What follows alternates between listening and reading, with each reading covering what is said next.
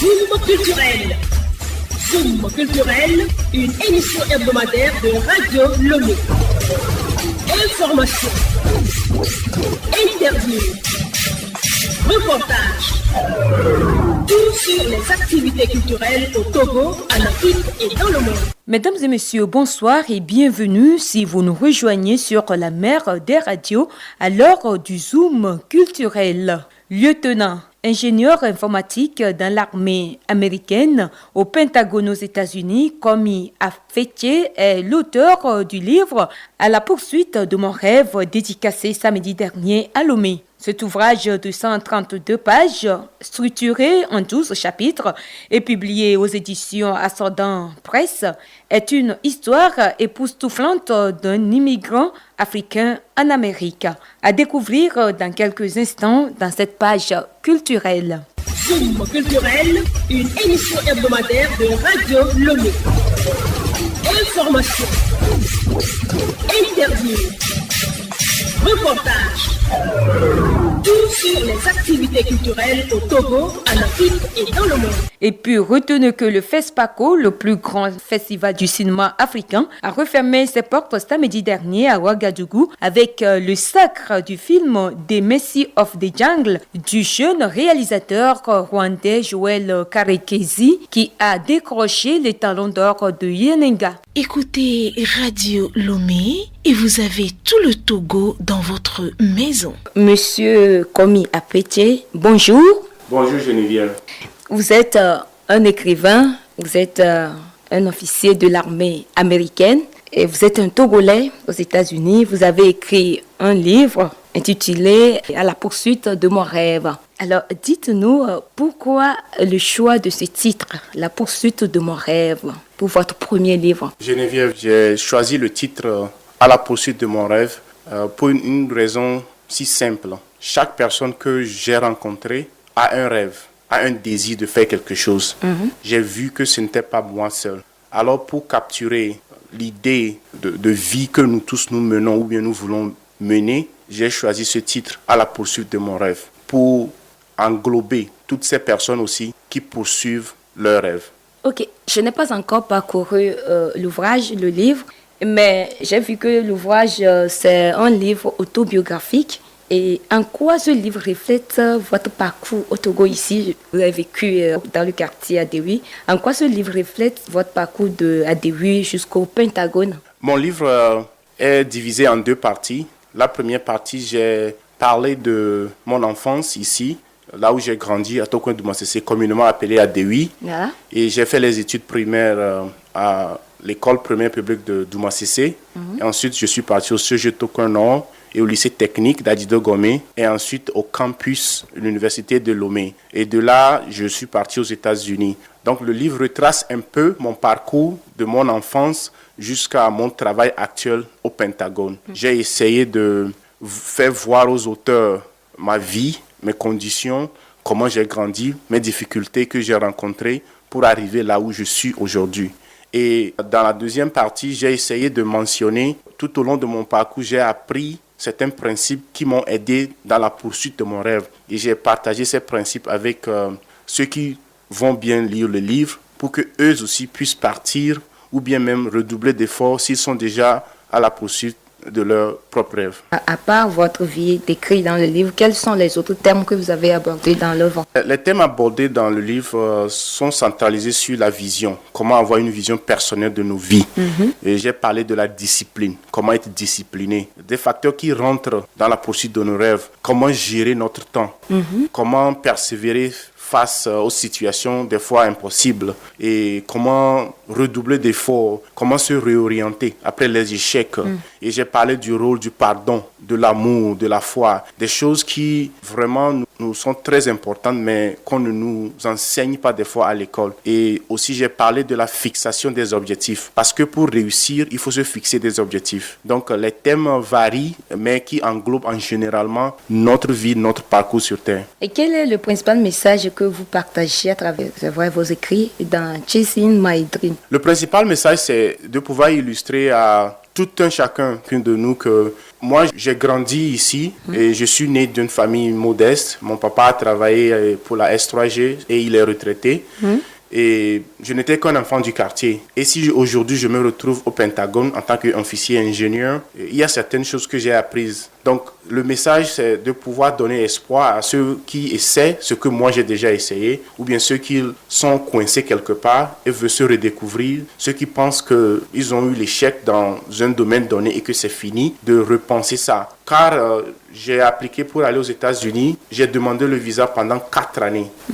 Et j'ai été refusé 3 fois. Et la 4e fois, je l'ai eu. Je suis arrivé aux États-Unis. Ma première nuit aux États-Unis, je l'ai passée en prison. Donc ça veut dire qu'il faut persévérer, quoi. Il faut persévérer. Pas baisser les bras. Faut pas baisser les bras. Tant que vous avez le souffle de vie et la santé, c'est le signe de Dieu pour vous, pour avancer, oser et aller dans la direction de vos rêves. Dites-nous comment ça se passe là-bas au Pentagone. Comment ça s'est fait que vous êtes retrouvé là-bas au Pentagone? Mon objectif n'était pas de travailler au Pentagone, car le Pentagone, c'est un bâtiment. Mais rentrer dans l'armée était... J'ai pris cette décision parce que, étant aux États-Unis, ma vie n'allait pas dans la direction où je voulais aller. Je combinais les petits boulots comme tous les immigrants. Ce que je dis n'est pas unique à moi. Nous combinons des petits boulots, on se cherche et surtout, quand vous ne rentrez pas dans leur système d'éducation pour vous trouver ou bien dans l'entrepreneuriat proprement dit, vous allez perdre toute votre vie à faire des petits boulots. Donc, à un moment donné, j'étais fatigué car je n'avais toujours pas les moyens de cette vie. D'où quelqu'un que j'avais pris dans mon taxi, car j'étais conducteur de taxi à un point de ma vie, là-bas, m'a suggéré l'armée, que l'armée peut vous aider à faire certaines choses. Je me suis dit, je n'ai rien à perdre. Les gens m'ont dit, on va t'envoyer en Irak, on va t'envoyer en Afghanistan, tu vas mourir. J'ai dit, nous n'avons qu'une seule vie. Voilà. Et c'est de là ma décision de rentrer dans l'armée est venue, car je cherchais l'opportunité pour m'améliorer, pour apprendre quelque chose, pour au moins valoriser ma propre et ensuite pouvoir partager ça avec les autres. Donc, voilà comment je suis rentré dans l'armée. Et chez nous, rentrer dans l'armée est simple de passer un concours, vous réussissez, on vous prend. Et pour rentrer dans l'armée, le niveau, c'est le niveau bac. Je fais la comparaison pour être là-bas, aux États-Unis. Et pour devenir officier, il faut au moins le niveau licence. Donc, je suis rentré au plus bas de l'échelle parce que je n'avais que le bac d'ici en allant. Je n'avais pas pu finir mes études encore. Donc, de l'armée, je suis rentré. Progressivement, j'étais homme de rang. Après, sous-officier. Je continuais mes études tout en travaillant. Et après, j'ai fait ma première licence. Et c'est comme ça que j'ai appliqué pour devenir officier. Donc, le processus est clair. Ils te disent sur papier exactement ce que tu dois faire. Maintenant, c'est à toi de te discipliner, de pouvoir faire tout ceci. Parce que c'est pas facile. Ce que je dis, c'est pas facile. Travailler, essayer de gagner de l'argent et faire les études d'université en même temps, c'était vraiment difficile. Mais par la grâce de Dieu, la foi, la persévérance et le courage, j'ai pu le faire. Et c'est comme ça que je suis là où je suis maintenant. Vous êtes ingénieur en quoi? C'est vrai, vous êtes dans l'armée. Ingénieur en quoi? Alors, je suis ingénieur informaticien de systèmes de base de données. Et aujourd'hui, nous savons que le monde est connecté 24/24. Et les gens disent que si tu sais ce qui se passe dans le monde du cyber, tu sais vraiment ce qui se passe dans la réalité. Ok, vous avez décrit toutes ces péripéties. De votre expérience, quelles leçons donnez-vous aujourd'hui à la jeunesse togolaise, la jeunesse africaine? La leçon, c'est simple. J'ai essayé de mettre ma vie sur papier et je n'ai pas encore 40 ans. Donc, si eux aussi se cherchent, ils peuvent se trouver. Je suis conscient des difficultés, de la réalité de notre vie, ici particulièrement au Togo. Et je ne vais pas négliger ça. Mais tant que nous nous levons, il est permis de rêver grand et de poursuivre nos rêves. Et malgré que les choses ne vont pas aller dans la direction où nous voulons maintenant, ne nous décourageons jamais, tant que nous sommes vivants, d'accomplir ce que nous savons que Dieu a mis dans nos cœurs. Aujourd'hui, vous êtes revenu au Togo et quel serait votre rapport pour le développement de votre pays? Vous êtes dans l'armée américaine, donc quel serait votre apport? Mon apport va plutôt dans le sens de la connaissance que je peux partager. Donc, je voudrais, dans le futur, organiser plus de rencontres avec les jeunes où on peut échanger. J'aimerais bien écouter leur réalité aussi et que je puisse partager ce que moi j'ai vécu, je vis. Parce que je continue ce rêve aussi qui n'ai pas encore achevé. Là où ça va m'amener plus tard, je ne sais pas, mais mon désir, c'est de pouvoir échanger parce que les pensées révolutionnent. Le changement de mentalité, c'est ça qui fait avancer. Ce n'est pas le fait à quelqu'un de te donner de l'argent qui va vraiment t'aider. Oui. Mais si la personne peut te donner une information et tu peux fonctionner à base de cette information. Parce que tout ce que nous faisons, nous agissons avec l'information que nous avons. Et si nous avons la mauvaise information ou bien la mauvaise attitude envers la vie, nous verrons que nos actions, ce que nous faisons vont refléter ça. Mais si nous avons une bonne information ou bien quelque chose de concret, quelque chose de positif avec quoi fonctionner, nous verrons aussi que notre vie va aller dans cette direction. Donc, mon apport, c'est de pouvoir partager la connaissance qui révolutionne le changement de mentalité vis-à-vis de nos vies personnelles et pouvoir avancer. Car toute société commence toujours par la personne. Ok, revenons un peu à votre livre. Aujourd'hui, à la poursuite de mon rêve, et quelqu'un qui veut avoir le livre, où est-ce que la personne peut s'adresser? Oui, le livre est disponible à la librairie Star qui est à Tikodi, à la nouvelle papeterie Sal qui est à Goué, à la librairie Bonne Semence qui est à Idjranawe. Aussi, j'ai mis des numéros à disposition sur le campus universitaire et aussi au Tokoin Séminaire et aussi à Adido Gomé. De façon générale, j'ai des numéros ou bien des centres de distribution pas traditionnels dans le sens de thème que les librairies l'ont, mais aussi des individus que je connais, j'ai des relations avec parce que pour le moment, je n'ai pas encore des grandes maisons qui acceptent pour le moment d'avoir le livre chez eux et les distribuer. Donc c'est pour ça que j'ai ces numéros, un point de contact au campus Adido Gomé Séminaire et un point de contact général pour toute information concernant le livre. C'est vrai, vous connaissez bien la situation, vous venez de le dire, la situation économique du pays. Est-ce que le livre est à la portée de tous les Togolais? Tous les Togolais peuvent s'en procurer? Je dirais oui. Le livre est à 5 000 francs et je sais très bien que c'est difficile, mais aussi certaines informations n'ont vraiment pas de prix.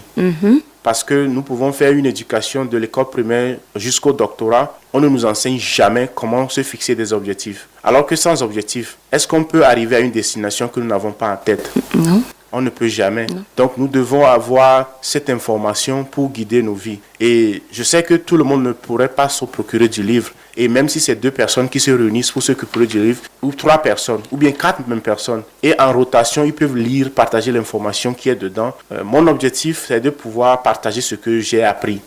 Et je remercie Dieu pour l'opportunité qu'il m'a donnée. Et j'aimerais bien partager ça, même si c'est 10, 100 personnes qui ont pu l'acquérir et s'en procurer les informations. J'aimerais bien avoir le témoignage des années plus tard que comme j'ai lu ton livre et j'ai appris quelque chose qui m'a aidé dans ce domaine. C'est là ma rémunération vraiment de ce que j'essaie de faire. Nous sommes arrivés presque à la fin de notre entretien. Est-ce que vous avez un mot particulier à l'endroit des Togolais, à l'endroit de la jeunesse togolaise? Je dirais que l'échec n'est jamais fatal. Et la victoire aussi n'est jamais permanente. Ça, je parle de Winston Churchill, l'ancien premier ministre britannique qui avait dit ça. Et prends l'adage là parce que dans la vie, tout est continu. Il n'y a jamais de point où tu vas t'arrêter, tu diras que oui, alors là c'est fini. Car même les gens qui sont riches, on voit qu'ils continuent par s'investir, de travailler 10 heures par jour. Et ils sont à la recherche permanente. Donc au fait, c'est ça le sens de la vie. Du jour où nous naissons jusqu'à ce que nous quittons la terre, c'est notre devoir de continuer, pas progresser, du peu qu'on peut, de faire comme on peut, avec ce qu'on peut, là où on est, et de continuer par se rechercher et à se chercher encore, jusqu'à la fin, à ce que notre Créateur nous dit, maintenant, rentrons à la maison. Tant qu'on est vivant, tant qu'on a la santé, ayons le courage de recommencer. Ok, merci. Geneviève, c'est moi qui te remercie. Le FESPACO a refermé ses portes samedi dernier à Ouagadougou, au Burkina Faso. Le cinéaste rwandais Joël Karekesi décroche les talons d'or de Yenenga, le pays invité d'honneur du FESPACO. Le Rwanda a décroché le Golo lors du palmarès du plus grand festival du cinéma africain. En présence des présidents du Burkina Faso, du Rwanda et du Mali, le jeune cinéaste Joël Karekesi a remporté la distinction suprême, les talons d'or de Yenenga, pour son film The Mercy of the Jungle. Son acteur principal, Mark Zinga, a gagné le prix de la meilleure interprétation masculine. Le prix de la meilleure actrice a été décerné à Samantha Mugotia de Rafiki, une histoire d'amour entre deux femmes, censurée lors de la sortie du film dans son pays d'origine, le Kenya. Au-delà de l'étalon d'or, l'étalon d'argent a été attribué à Karma, le long métrage du réalisateur égyptien Khaled Youssef. L'étalon de bronze est allé au film Fatwa du réalisateur tunisien Mahmoud Ben Mahmoud. Ainsi se referme cette page culturelle. Appelez-moi tout simplement Geneviève Pognon. On se retrouve la semaine prochaine pour un autre numéro.